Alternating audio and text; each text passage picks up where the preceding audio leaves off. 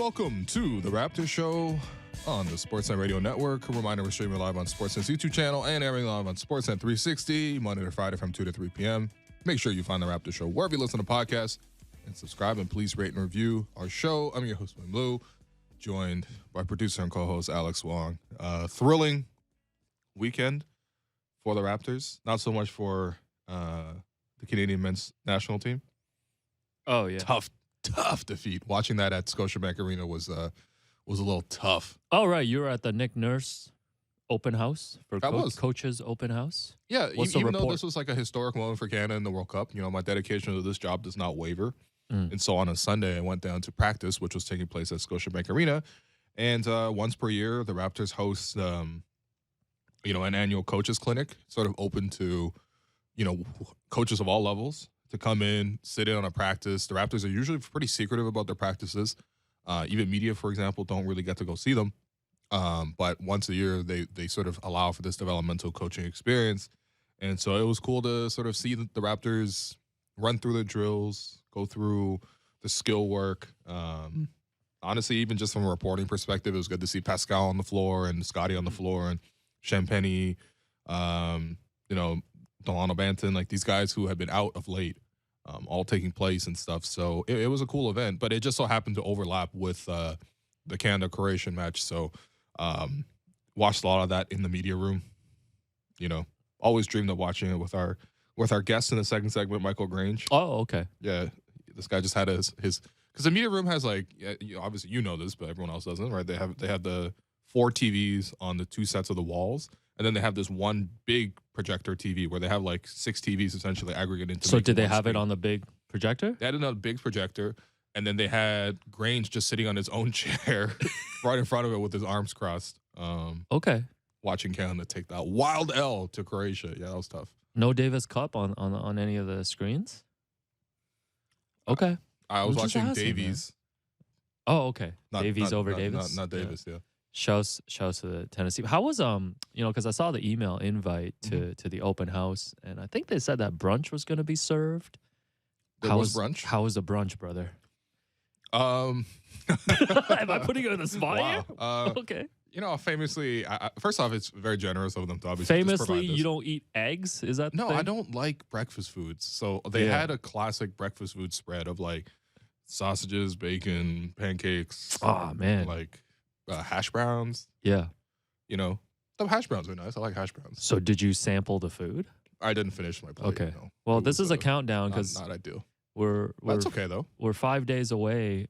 Shouts to Rovan Yao inviting us to taste test Chung Chung. See? At the arena. Chung Chung for breakfast. I'd rather have Chung Chung for breakfast than, than any of that stuff, yeah.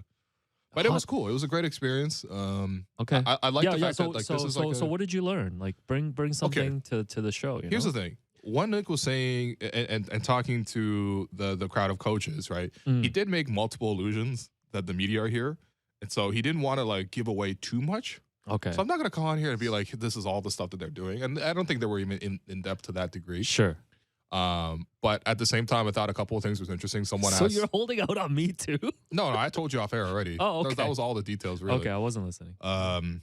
But someone asked, like, how do you keep your players accountable? And the Raptors. He's like, by calling them out. Yeah. Well, I mean, Nick's like, have you not seen me in the media?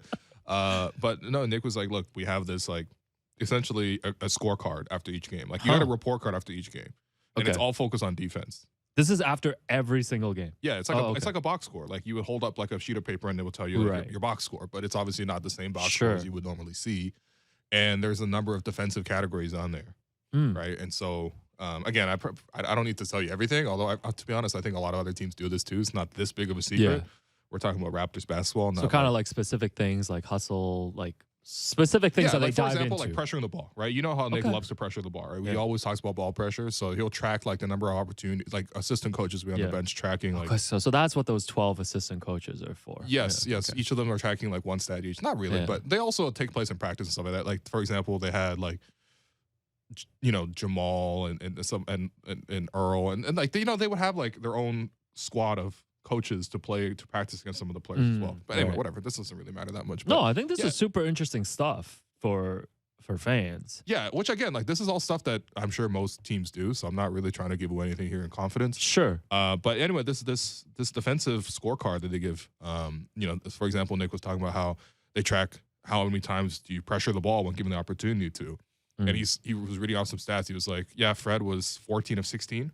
Wow. He had 16 times to pressure the ball against Dallas. He did it 14 times. So Fred's getting like A+ report cards after every game, basically. Oh, yeah. It's like, OG, obviously he was on the ball a lot because he was guarding Luka. So it was like they had 55 chances to be on the ball. He defended the ball like 48 times. Next time you go, I wanna see one of Malachi's scorecards. He did mention that one unnamed player was in the red, so I'm not sure who it was. I'm not going to speculate who it was. We could narrow that down. I don't know, man. There's some players who didn't play a lot in the second half in that game, but no, it was cool. And then I don't know. It's just the other thing too that was interesting was he was just talking about how him and Masai really get along because they're really committed to winning. And Masai came up to him and was like, "Hey, man, whatever you need to do, go do it. You need to go see JV in Lithuania. Go do it." Which Nick Nurse used to do as an assistant, even, right? Yeah, but no, that's no generational budget. wealth. No budget. No budget. He said Larry's going to sign off at all costs. Yeah, and that's the Raptors organization and their identity. And I think it's cool that it extends even to like just coaches and growing the game of basketball in Canada, right? Because this is something that this coaches seminar like predates Nick as the head coach. Like they used to do this when Dwayne was here as well. So it's it's a cool program they're doing. And honestly, I know not everyone can make it down to Scotiabank Arena all the time, but this is a really cool chance to do so. And especially if you're an aspiring coach of any level. It was like an open house, right? Yeah. Like coaches could come. Look out for next year. I think we probably should have promoted a little bit more. Yeah. Because I've been thinking about going to this thing for a while now. Okay. I didn't know that. It was a really rewarding experience. And yeah. Did they hand out any free merch? Like, they throw T-shirts into the crowd? It wasn't one of those? They did at the end there. Okay. I don't know. You got to ask Jonesy. Jonesy did a great job hosting it. Just here to ask the important questions. So, Toronto Raptors are playing tonight. Yes, they are playing tonight. Pascal Siakam is officially listed as questionable. Yeah, I mean, obviously, it's one of those situations where, he's going to test it out and see. But Nick's basically said that, he's been going through practice and stuff like that. We did hear, well, we did see Pascal, like, take place in a lot of the drills yesterday. And look, this is how the progression works. Like, a player's out, then they're upgraded to questionable. Then they speak to the media, right? There's always, like, a media session before they're about to come back. And then in this special case, like, Pascal also released some footage with Red Bull and a Red Bull Sunday service video. Yeah, that's what they called it. Yeah. So okay. So all signs are pointing to him. If not tonight, then he'll probably be back on Wednesday. I would say. I think most likely probably tonight though. I think it looks like it. That's all. Like these are the usual signs towards a player coming back from injury. Yeah. No, that sounds good. But he did say that it was ultimately Alex's call, not you, McKechnie. Oh yeah. Yeah, very few say in this city. But the Raptors, if Pascal returns tonight, the Raptors wrapped up their stretch without him with a win on the weekend over the Dallas Mavericks. That's right. 105 to 100. The Mavs are down bad, man. They've now lost 4 straight. I was watching their game against the Bucks yesterday. Yeah. And I thought Dallas actually played well. They scored quite a lot. But it was like Milwaukee was able to just get baskets any single time they wanted to down the floor. Yeah, the problem Milwaukee's so dominant right now. It's actually it's a little scary.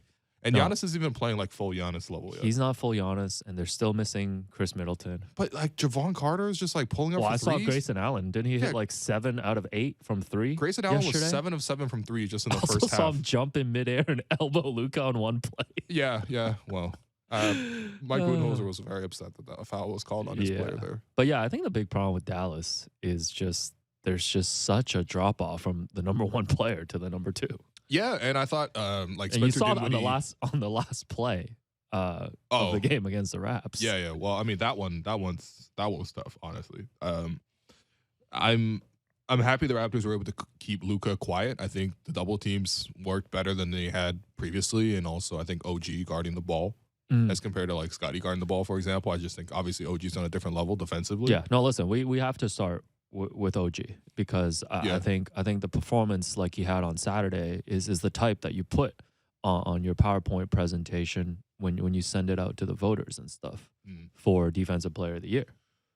I mean, limiting someone to 24 points. It does sound kind of wild, but it's true. But he did a good job. outplayed Luka when you look at just the whole game. Like he had 26 points, 9 rebounds, 2 steals, 2 blocks. Yeah. And like, sure, you can point to better performances, but these are the ones that the voters are going to look at. I agree. When you're matched up against a Luka. I think Alvin made that point at the start of the broadcast, and he was just like, look, you want to, contend for these awards. This is your opportunity. This is like an MVP candidate. Like one of the leading MVP candidates, because this is basically like LeBron on the old Cavaliers with Delonte West and Eric Snow. It's one of shouts those. to Larry Hughes. Shouts to Sasha Pavlovich. Oh, man. Like that's Boobie Gibson. Yeah. That's the kind of guys that they got going on over there. Yeah. So like they just have a lot of Dorian Finney-Smiths. It's actually Luka and like 5 Dorian Finney-Smiths. It's actually, and it was like pretty sad when like Tim Hardaway got open shots and he's not been making those shots either. Like it's a tough moment. You know for who him, they should man. add to the squad? That'd be perfect. Jay Crowder. Oh, Jay Crowder would be perfect on this squad. Just another salsa you saw dancer. a lot of Mavericks fans were like, who would be perfect on this team? OG. I'm like, yeah, I bet it would be. Yeah, man. you're not getting him though. Yeah, but like you were saying. Yeah, and this is a big opportunity for OG, and I thought he took that chance. And obviously, look, what the Raptors too is like you're gonna double team everybody, right? So it wasn't just OG. I thought Fred did a really good job of pressuring the ball in those double teams.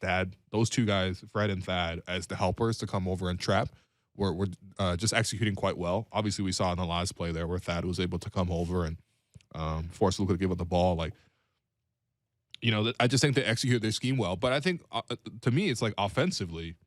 That's where the struggles have been. It's just like, can you find some way to fashion an offense?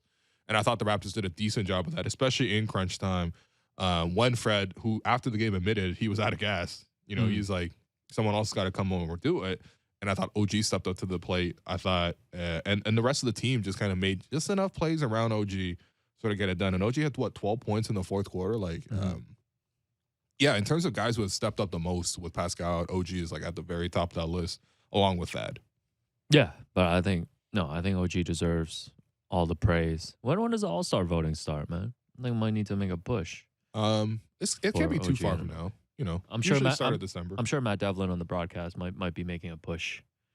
OG, Pascal, you don't seem into it. What's going on? Well, I think one thing we got to discuss too, maybe as a community, as like a Raptor fan community too, is focus. How many people are we putting our support behind? Because it's not going to be behind everybody, right? Like you can't expect them to put like 4 All-Stars in the game for the Raptors, who are like 500 right now. Yeah. Well, I think Scotty, that ship has sailed. No, there is no Scotty All-Star push for the All-Star push this year. Pascal deserves to be the All-Star game. Honestly, Fred's playing like an All-Star too. Fred's got a little All-Star push healthy going on. OG's got a little All-Star push going on. Okay, we got to lock in then. Okay, but we got to pick who's that second All-Star for us. We'll is it OG or is it Fred? Yeah, we'll start asking people as they come on the show then. Okay, all right. We got to figure that out. This guy said we need the content? Yeah, that's fair. We need to crowdsource.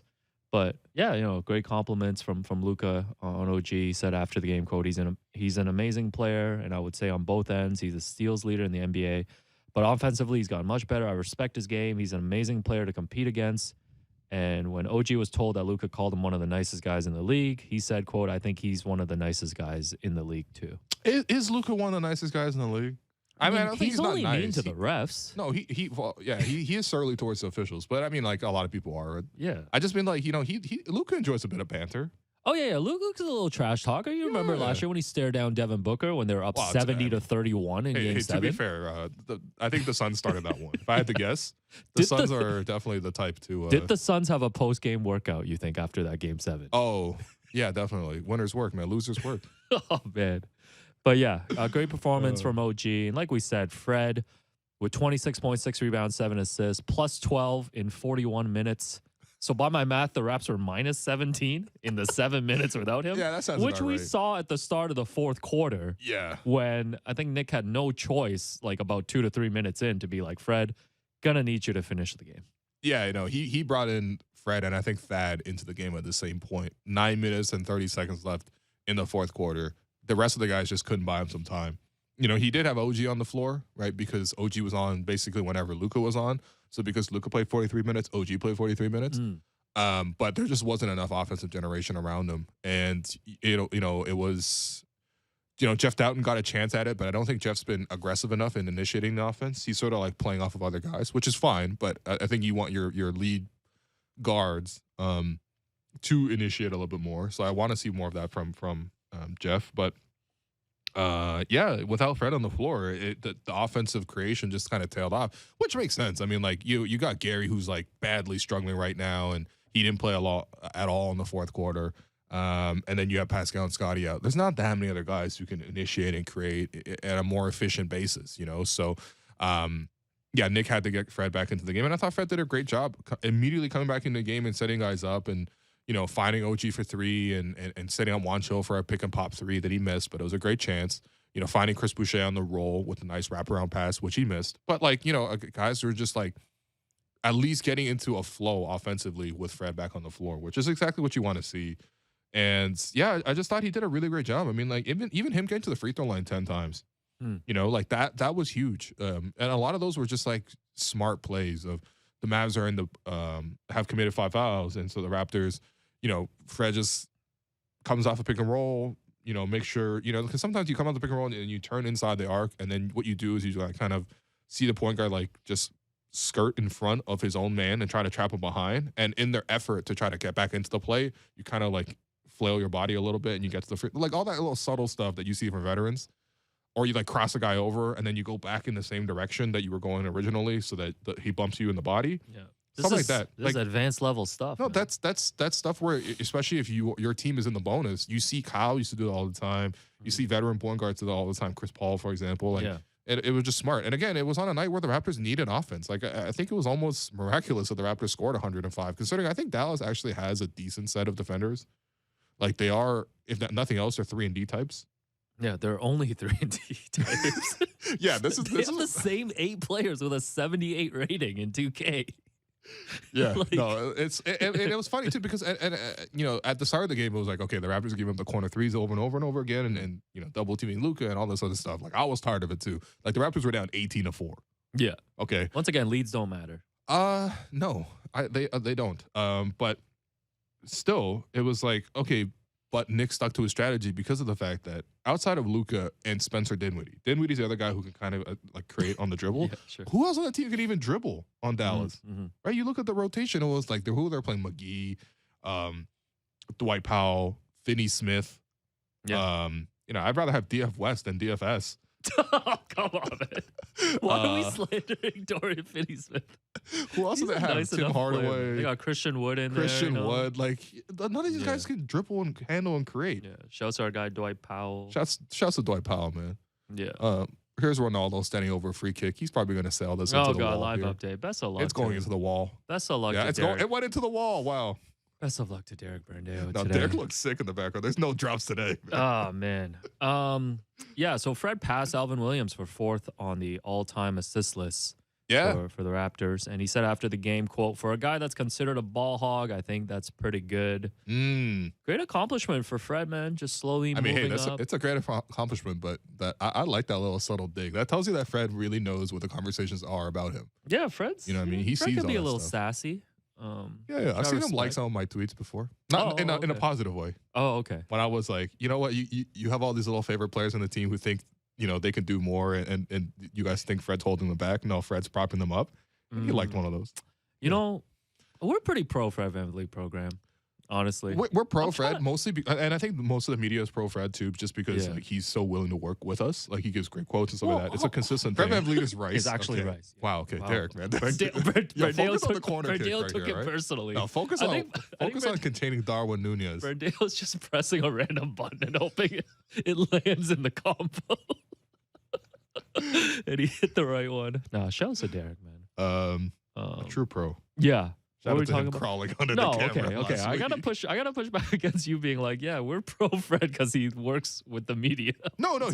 I honestly think that has a part of it, and I think that's a part is just like I just you see the importance that he has in the game. Yo, he's so important to this team, especially when they're shorthanded. The difference between having Fred and not Fred is a lottery team and a No, the non-lottery Raptors team. would have lost by 30 against Dallas if Fred The wasn't Raps playing. lost by 17 in 7 minutes. Okay, yeah, maybe 30 was actually too generous. Like, that's all you need to know. Yeah. So, Mm. I can't believe we haven't gotten to your boy, Chris Boucher. Just on an Right. absolute run right now. 22 points, 13 rebounds. Yeah. Huge shot there in the last minute. Crashing the offensive boards. Just doing everything. Like, you talk about guys filling their role right now.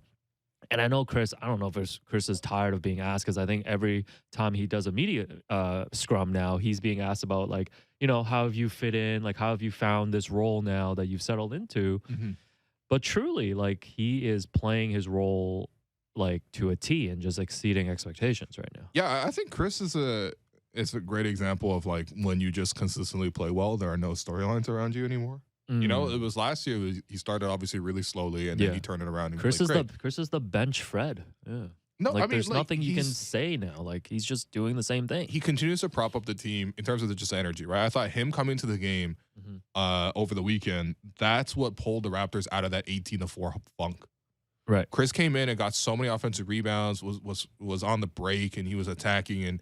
And to be honest, like, it was a matchup that I thought he could really win, especially at home, because of the fact that you're looking at an older front line, right? Dwight Powell, he's not even that old necessarily, but he's had injuries and stuff like that. He doesn't play the same, physical approach that he used to, right? It's not the same effectiveness. Then it's JaVale McGee. Then it's Christian Wood. Those guys don't move, right? So there's a lot of chances for Chris to sort of get in on that glass. Plus, the Raptors were bricking all sorts of shots. So there's also more chances for Chris to get on that glass. And yeah, no, I think it's just impressive that he's able to produce without any plays called for him, right? I think for Nick, he doesn't have to worry about Chris. I think probably earlier in when Chris was sort of starting out with the Raptors, whether that was in Tampa or last season, or even before that, right? The championship defense season, like, you probably had to worry about Chris a little bit because of the fact that you don't know what he's coming to do, and he's a bit of a wild card. Now I think Chris has Nick's trust to be like, you know what? If I put you in the game, I know what you're going to do for me. He's saying 25. Can you do something for me? I don't know. Stop it.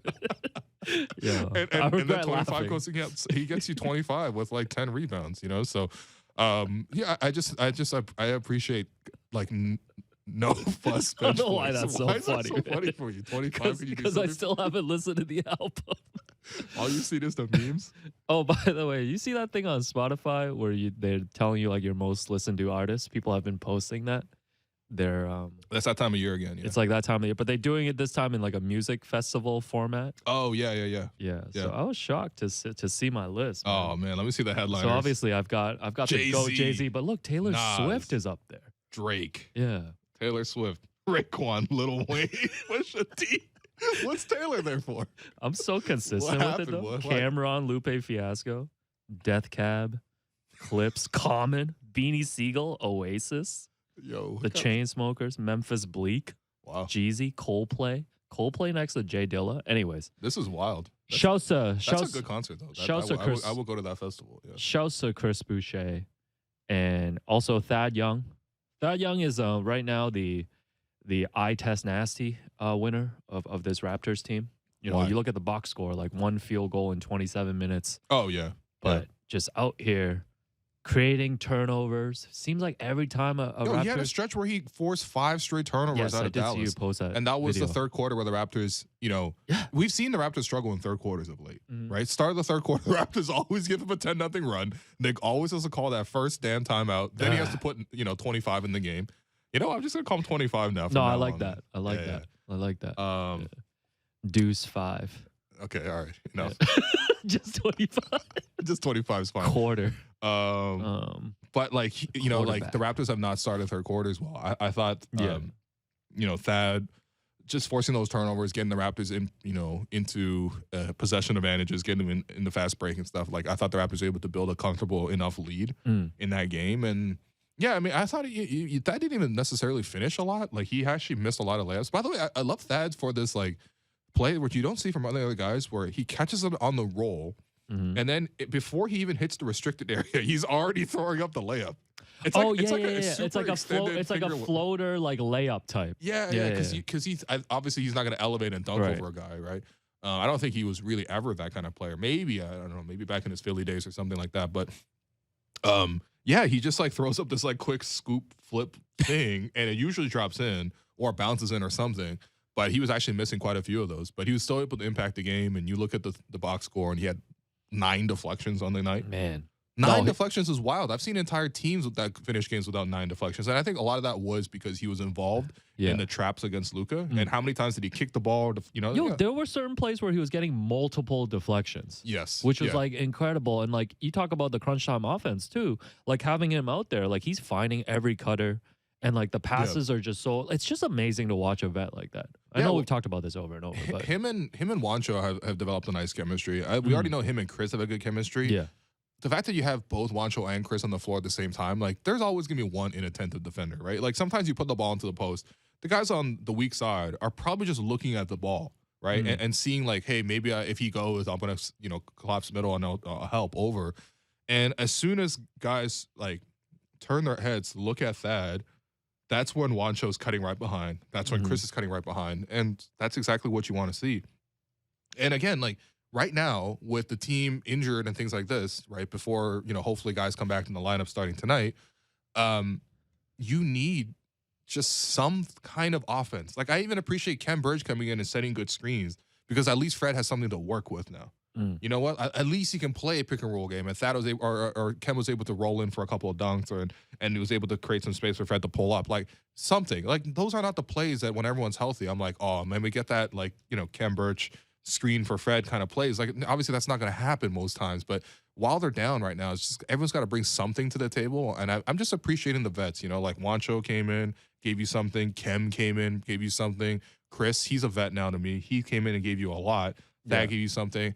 And like that's all you need. Like I'm so tired of players coming into the game and you have to cater to their needs, or like, oh, we got to hide them defensively, or we got to run plays for them to score, otherwise they're not effective. Basically, I'm just talking about Gary and Malachi in these kind of games where it's just like, yo, everyone's already down bad. Like we really need everyone on the same page to beat a team like the Mavericks, who are not playing well and they're on a losing streak. However, they still have Luca.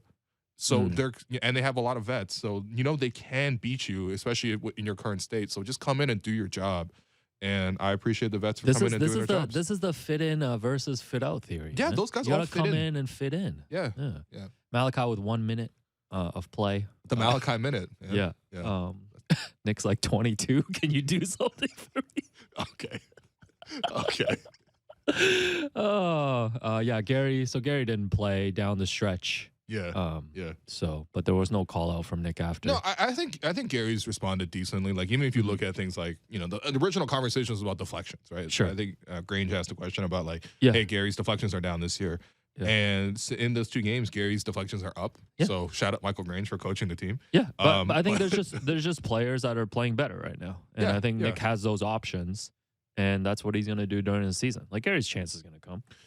Yeah, but I mean, doesn't this? I mean, we can have this conversation later with Grange himself, but doesn't this kind of suggest to you that Gary, in the long-term plan, seems less and less likely? Could be, but I feel like it's such a long season. Sometimes, like we could check back in a week, and Gary's playing heavy minutes in the closing lineups and stuff. That's fair. So, you're right. Before we take the break, happy birthday! Shout out to listener Tina Severine. It's her birthday today. She listens, regular listener of the Raptors Show. Why don't you say it? Yeah. No, you say it. Tina Severine. Yeah, hopefully I pronounced that right. If not, I apologize. Happy birthday. Happy birthday. Regular listener engages with us a lot. She asked for 2 things on her birthday. Was a shout out on the show. Oh, okay. And then a Raptors win. Yeah, always happy to provide the shout outs. So we just need the Raptors to hold up their end of the bargain against Cleveland. But look, we'll talk about the game coming up tonight. But for now, we're going to take a quick break. I'm your host, Wolu. That's Alex Wong. You're listening to The Raptors Show on the Sportsnet Radio Network.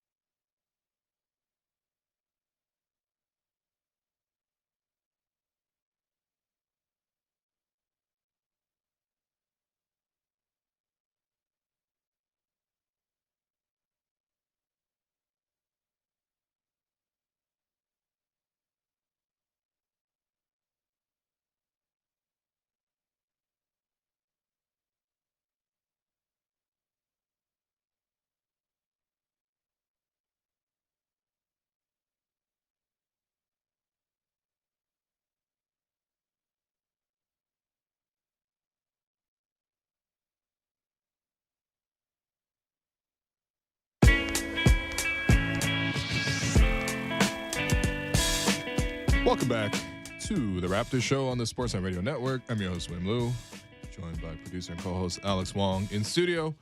And we have Raptors reporter, Raptors insider, Sportsnet's very own, Michael Grange. Grange, how you doing? I'm good. Well, I'm good, Alex. How are you guys doing? Good. Grange, we were talking earlier about, who the Raptors should focus their efforts on in terms of making a push to get someone to the All-Star game this season. Who do you think it should be? That's a good question. I think OG Anunoby definitely deserves some momentum there. I think, I think he's really done everything that they could have asked, and he's healthy. He's touch wood. He's obviously carrying a bigger load offensively. Maybe not the biggest ever, but I think for the longest stretch.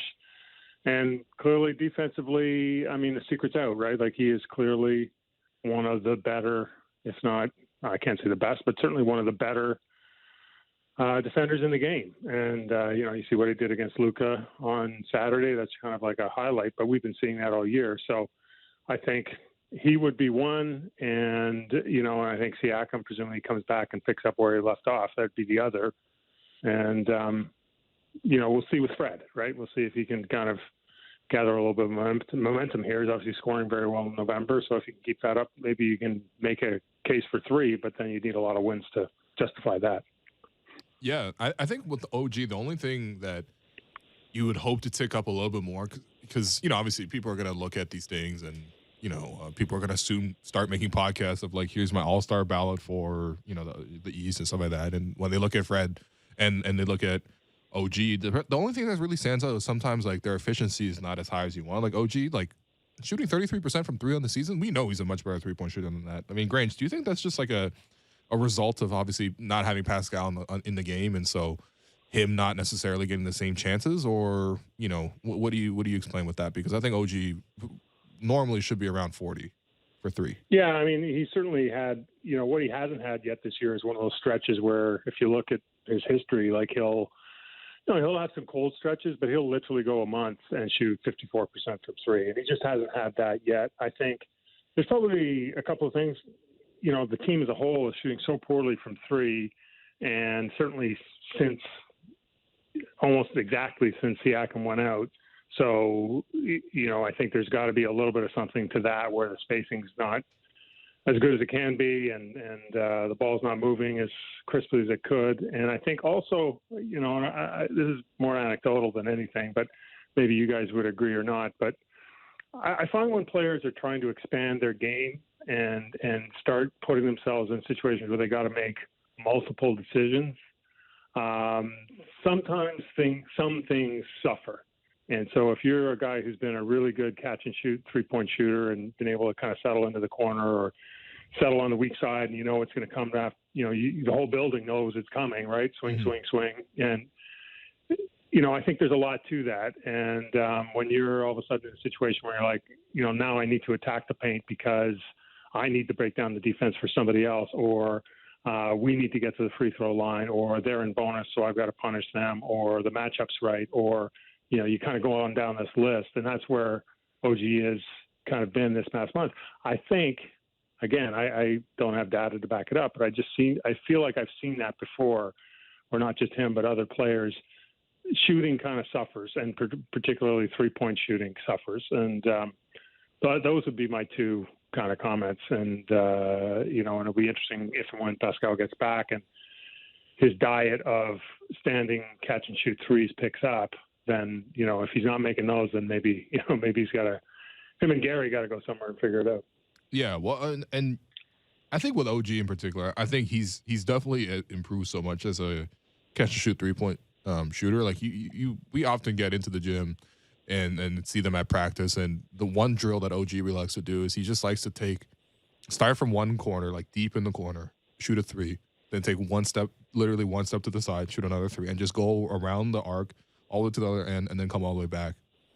And he does this drill a lot with Aro, and it's just he's really good at it. I don't know, like we could tell, and I just think that the other thing I think maybe is just because of the high usage, you think maybe he has got less legs to shoot some of those 3s? Because it has been strange of late seeing him like still put up 20 plus, but only having like 1 or 2 threes made. Like usually when OG gets 20 plus, he's made like 4 threes.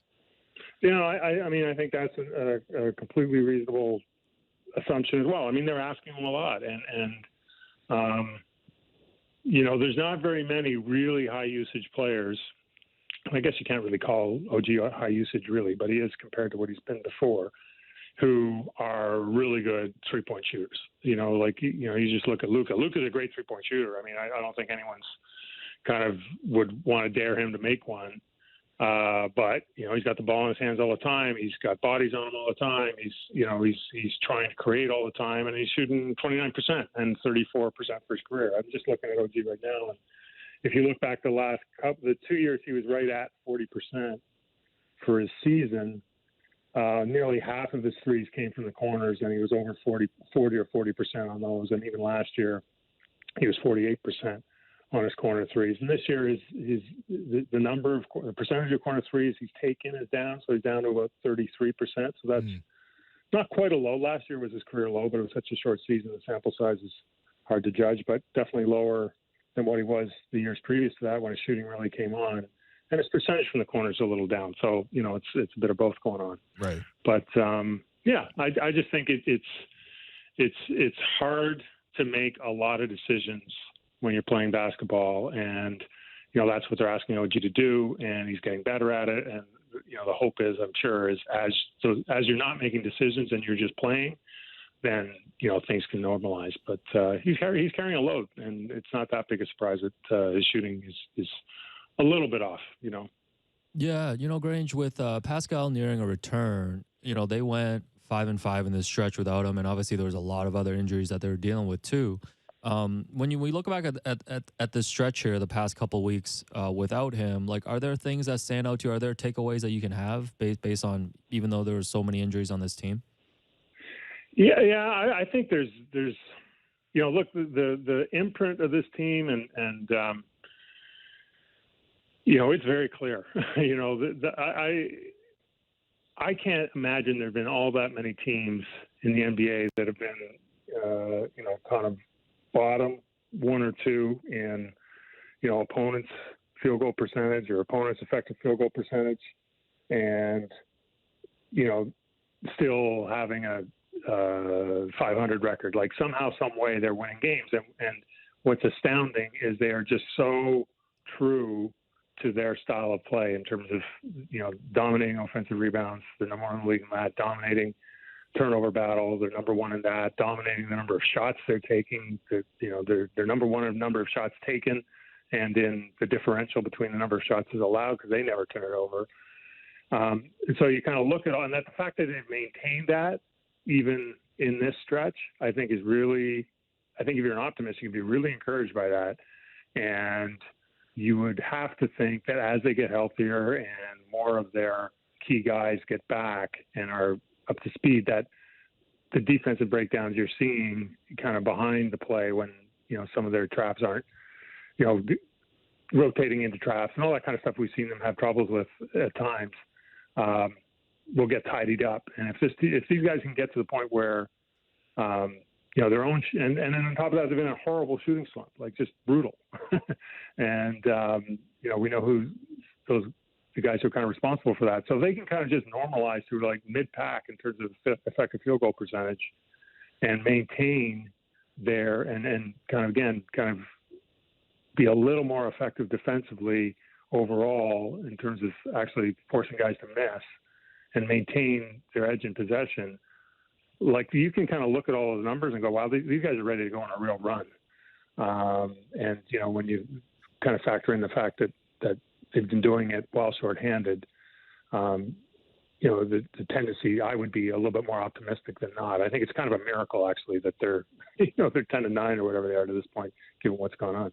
Yeah, no, I think Nick and some of the players, obviously, in particular, who have stepped up here, deserve a lot of credit for keeping them afloat. I think OG, obviously, chiefly being one of those guys. I think Thad, obviously, has really stepped up as well. But, it's funny, even looking at the lineup against Dallas, it's like, normally if you have 5, 6, 9 guys injured, right? You got Pascal out, Delano's out, Scotty's out, Precious.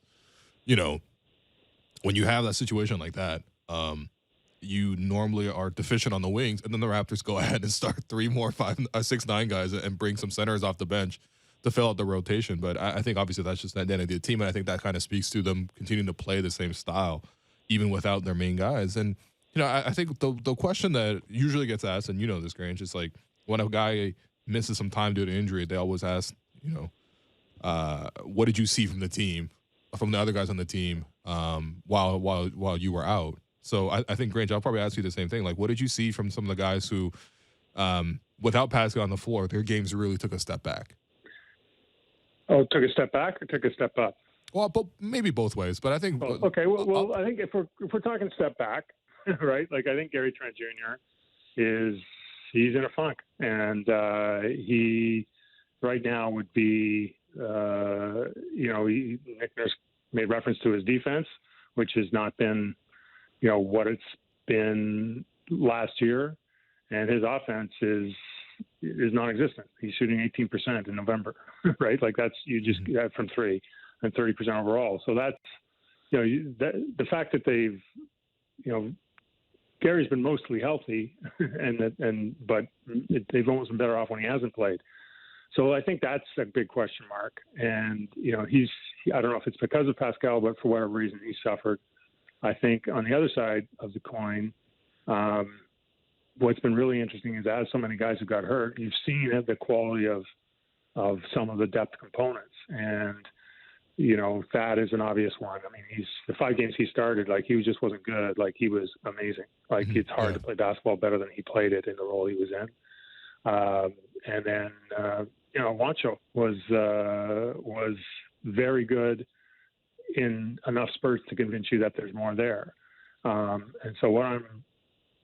the other guy who I think has caught my eye, almost every time he's on the floor has been Jeff Doughton Jr. I think he's, I don't think he's maybe as creative a player as Malachi, but I don't think they want that. I think they want someone who is just locked in possession after possession, who can, be effective in kind of a low usage type role off as a guard, and and can kind of turn it on. He doesn't need 12 minutes to make it happen. So, those, and as a collection, I'm still.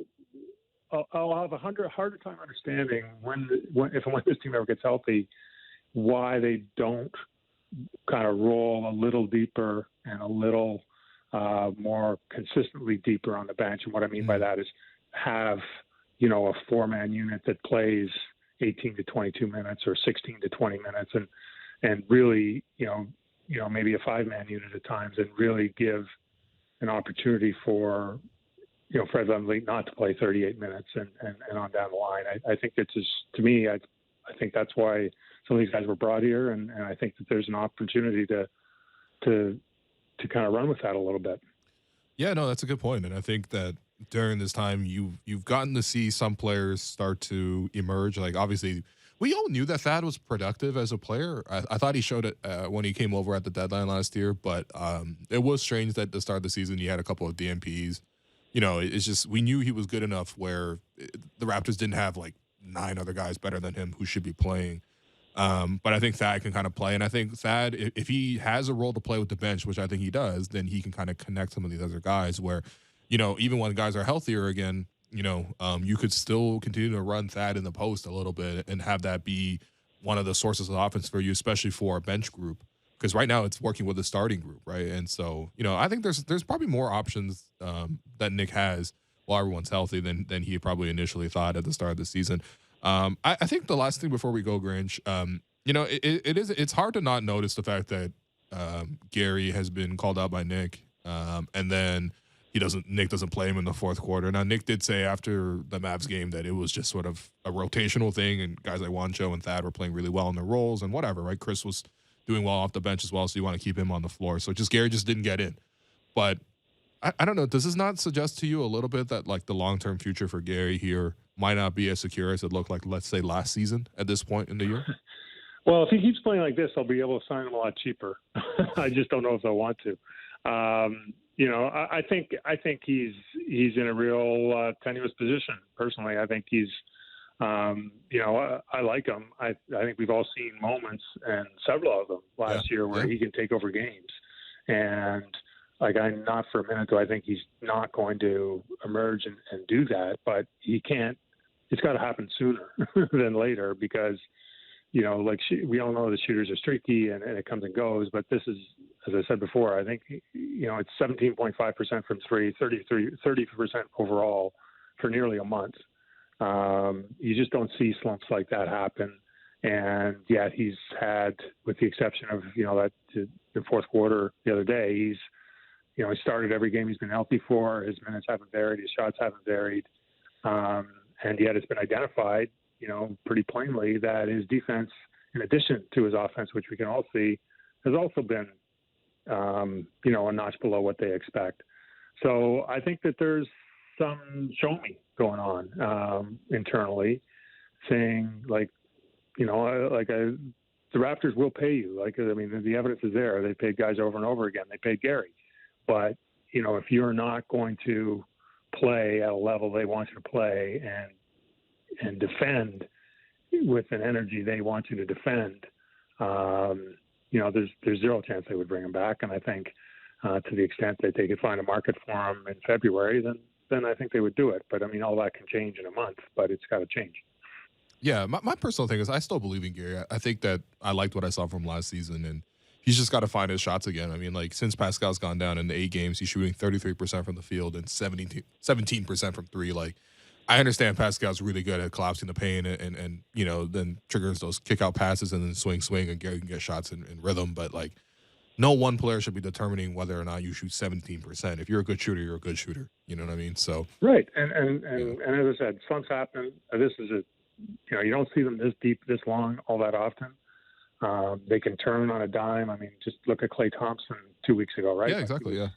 He looked like he didn't deserve to be in the league anymore, and all of a sudden he's been Klay Thompson again. So, again, it could happen tonight, and he could go off for a huge game. It can happen that fast, but it's got to be accompanied by a renewed vigor defensively as well. And and it's in his hands, because he's been given all the opportunities you could ever want.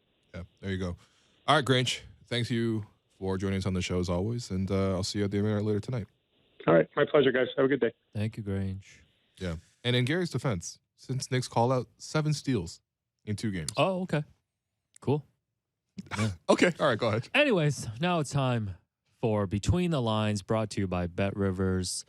It's a whole new game. The Toronto Raptors are hosting the Cleveland Cavaliers tonight at Scotiabank Arena, a rematch of the opening night matchup. The Raptors are 3.5-point favorites. On the injury report, Jared Allen, Kevin Love, and Lamar Stevens are out for the Cavaliers.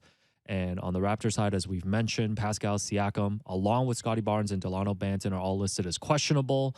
Precious Achiuwa and Otto Porter are out. This is actually a pretty big matchup. Keep looking at the East standings. We're about 20 games in now.